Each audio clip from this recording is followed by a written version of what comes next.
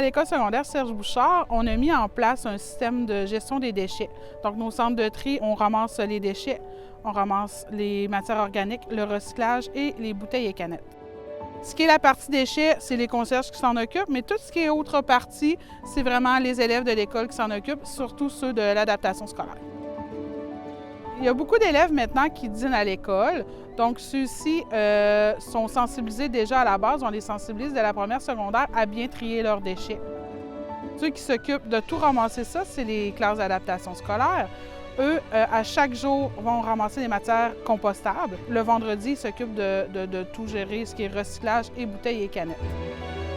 Je suis certaine que ça leur tient vraiment à cœur puisque plusieurs jeunes rapportent ça à l'extérieur des murs de l'école. Puis, tu sais, ça se propage à la maison comme dans la communauté. J'espère que ce modèle-là va se diffuser dans d'autres écoles et qu'on devienne une référence. D'après moi, les élèves sont extrêmement responsables à l'école secondaire Serge Bouchard.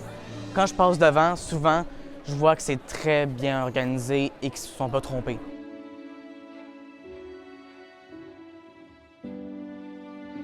Le projet d'implantation des stations tri, c'est un projet en collaboration avec la Régie de gestion des matières résiduelles, bien évidemment. Le projet était de déployer environ une cinquantaine de stations tri dans les bâtiments municipaux, donc les bâtiments qui sont des plus forts générateurs de matières résiduelles, entre autres nos bâtiments sportifs, CHD, CHL, également bibliothèques, les pavillons qui accueillent des activités, les activités de la FADOC, entre autres, où est-ce qu'on a des salles polyvalentes.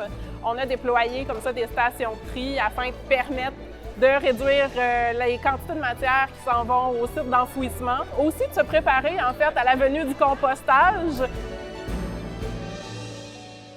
Quand on met les bonnes installations, des installations adéquates à leur disposition, les gens ont le réflexe naturel d'aller porter les matières aux bons endroits.